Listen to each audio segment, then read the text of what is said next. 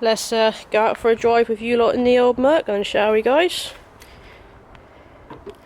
Here we go.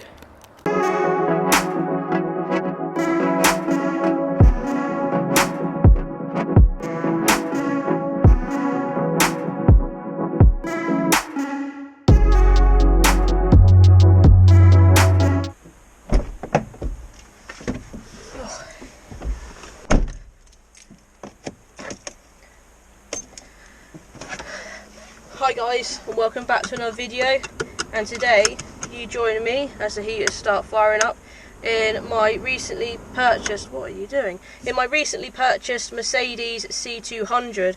Now, as you guessed, you're on the GoPro stuck on the windscreen, which means today you've got the pleasure of coming on a little drive with me. Our first drive together, guys, so let's do this. Let's start her up. There we go, nice and smooth as always. Get the heated seats on. Setting number 2, the hottest we can do. I'll get the heaters on in a minute, but you don't want to listen to all of that. It's a little bit chilly out today, hence why I've just put the heated seats on and I've got my hat on.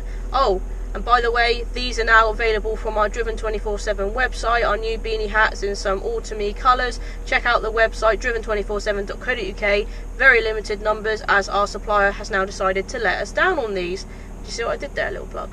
So here it is then, you join me behind the wheel of my recently purchased Mercedes C200 on a 2000 year registration with only 45,000 miles on the clock. We're currently on just over half a tank. So the other day, a full tank in this car, for anyone that's wondering, I was wondering, hence why I put a full tank in. It was £82, and that's for 62 litres of fuel, I think the tank holds. One below a whole tank, and I've done 105 miles on that sort of section, or segment shall I say, of the tank, which I'm quite impressed about.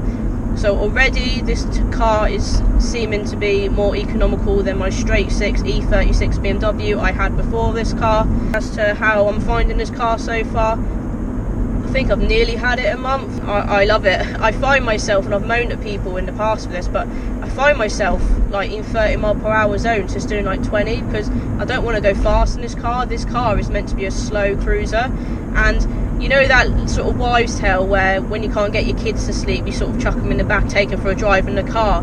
You could easily nod yourself or nod your kids off in the back of this car. It was so relaxing and refined to drive. I just don't want to go fast in this car. It's just such a cruiser.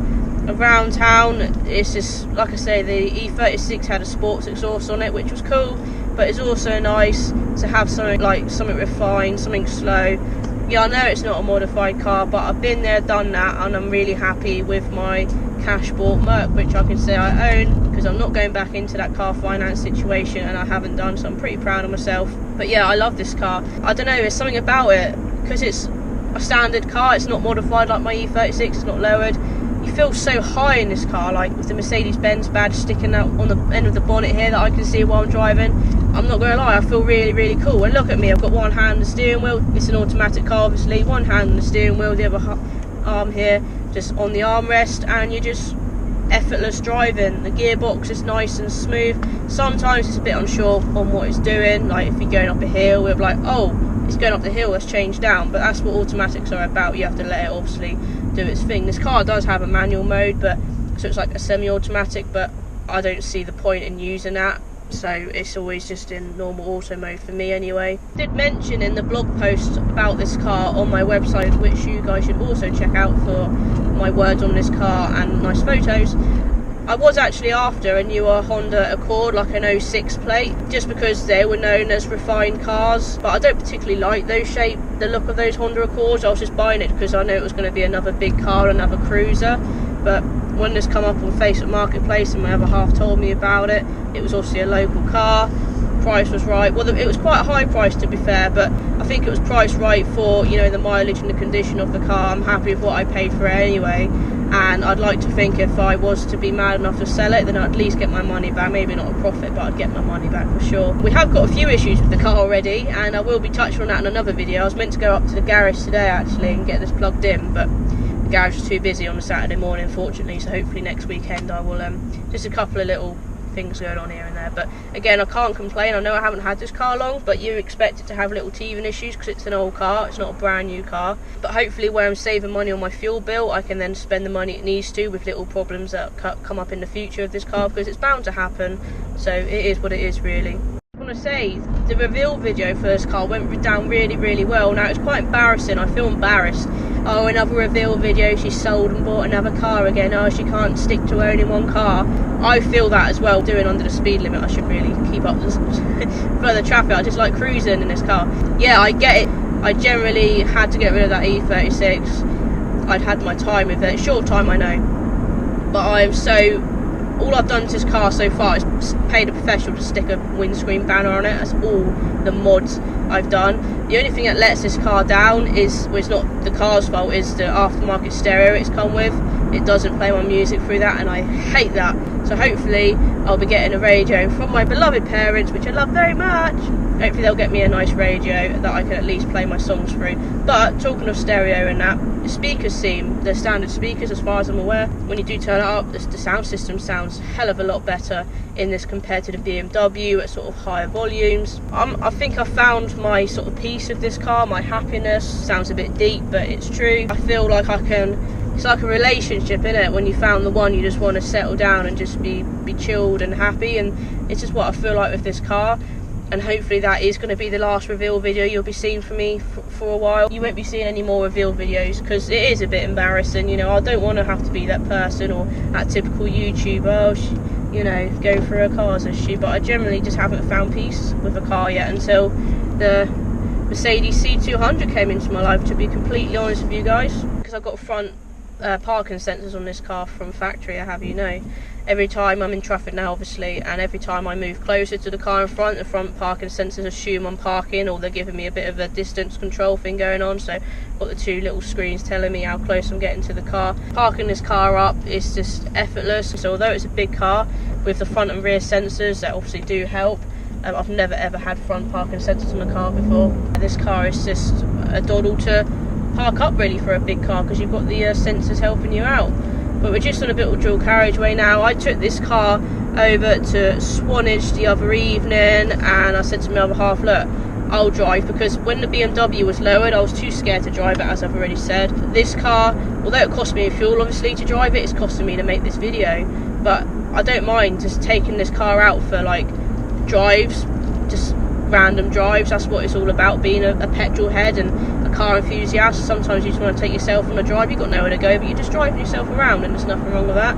And with this car, I find myself wanting to do that more and more. Oh, I'll drive, or I'll take the Merc, and that's what I wanted. Whereas the BMW, whether it was modified or not, you know, it was a fuel drinker. It didn't have all the heated seats and the sort of climate control this car's got. Like, see, I'm getting overtaken again, I'm too slow. I'm enjoying this car so much I don't really care what speed I'm going, do you see what I mean? I miss the hot hatches I've owned in the past, mainly being obviously the Abarths, but as you get older, I think you don't really want the noise and fastness. I never drove that Abarth fast anyway, I'm too boring and sensible. And yeah, this car maybe is boring and sensible, but I like it. It's my boring and sensible car, you know. But I do have to bragging rights in saying that I have picked up a very good example of this Mercedes C-Class, and hopefully you guys watching this video will agree with me. I've had a lot of positive comments from the reveal video on this car, which again, I wasn't expecting it to get many views, and I don't know, yeah, I just wasn't expecting it to get many views because, oh, it's another reveal video from Driven 24/7, here we go again, which is true.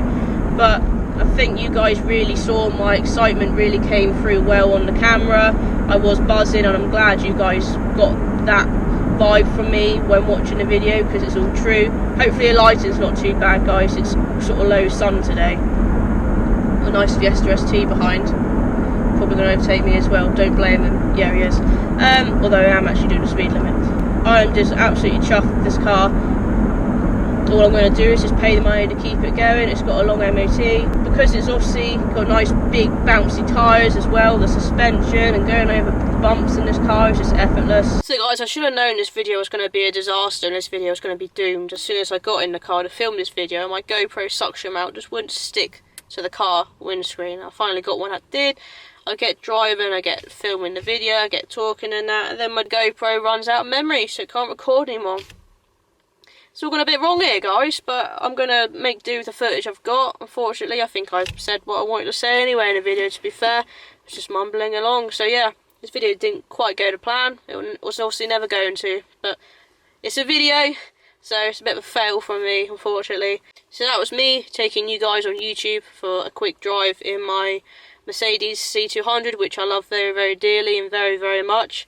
Thanks for watching this one. Just a bit annoyed that it's turned out to be a bit of an epic fail of an attempt of making a video. If you want to check out the new Driven 24/7 beanies in very limited stock, then do make sure you go and check them out while they're still available. And thanks for your support. Thanks for all your positive support on the C200 so far. And I'll see you in another video. Thanks for watching this one.